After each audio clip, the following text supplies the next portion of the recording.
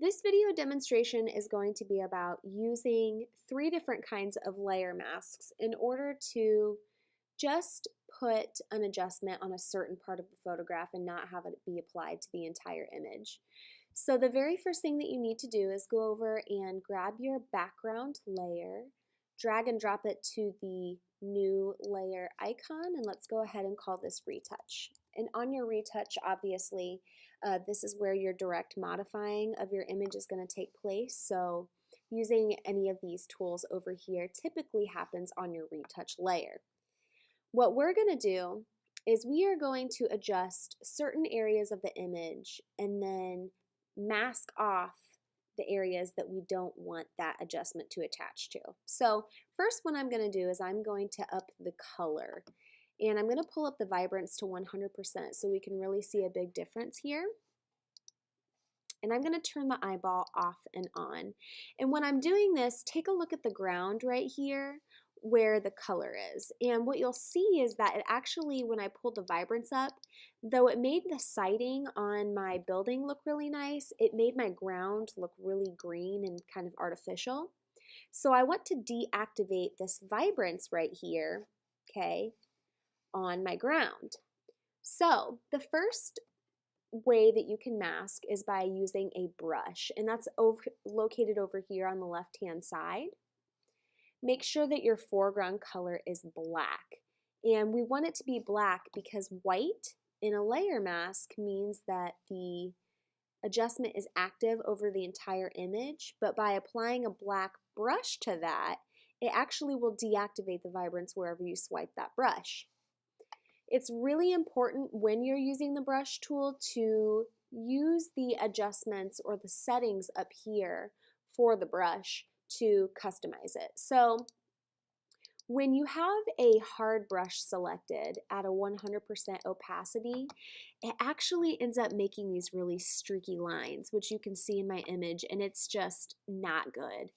So in photography, we want to work a little bit more subtly. So let's go on our history and step backwards to get rid of those.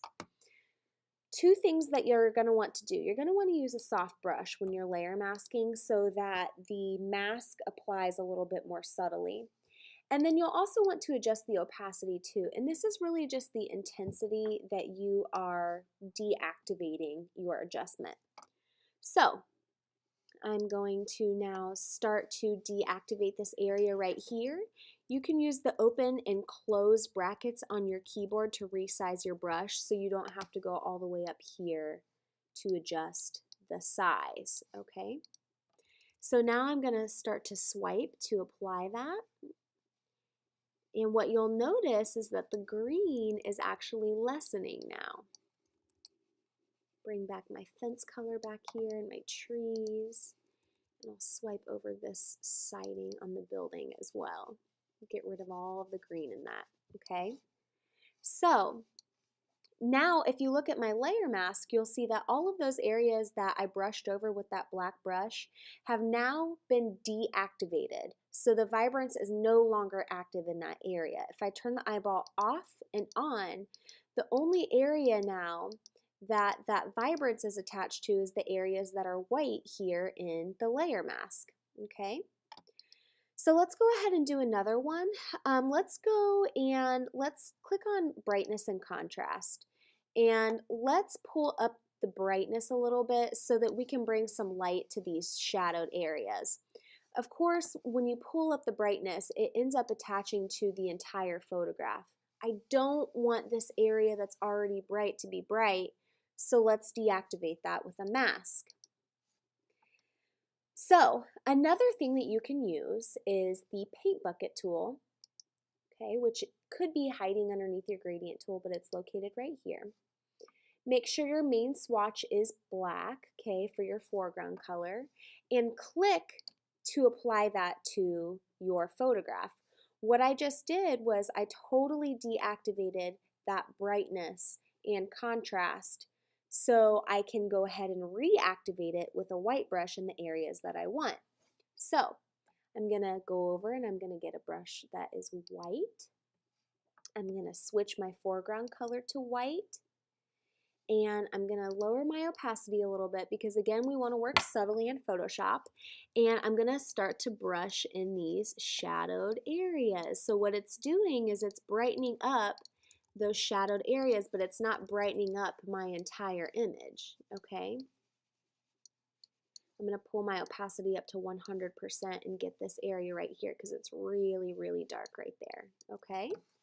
So you'll see that now the only areas that are really, really bright, okay, and that are active are denoted as white in my layer mask. So if I turn the eyeball off and on, now those shadowed areas are really nice and bright. So it kind of evens out a little bit, okay?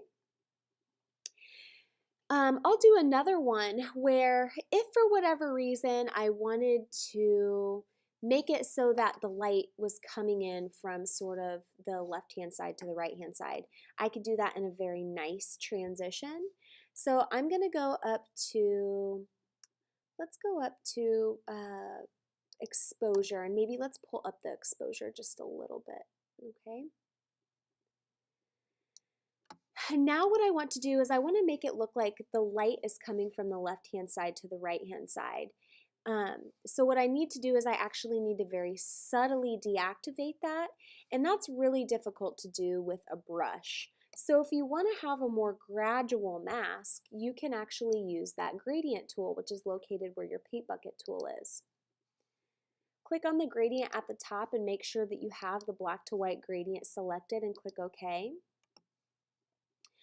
This is the type of gradient that will be applied, so I just want to do a straight left to right, white to black gradient, and I'm going to go ahead and apply that. So what that did was I deactivated that really brightened exposure in the lower right hand corner, and it's a nice subtle gradation of light now. So it's really nice and bright in the upper left hand corner, and it sort of transcends into darker area in the lower right hand corner. Okay, so that's 3 different types of layer masks. You can use just a black brush on a white mask. You can use a paint bucket to totally deactivate the layer and then switch to a white brush to reactivate what you want to have that adjustment. Or you can use a gradient tool in order to apply an adjustment nice and gradual in your image.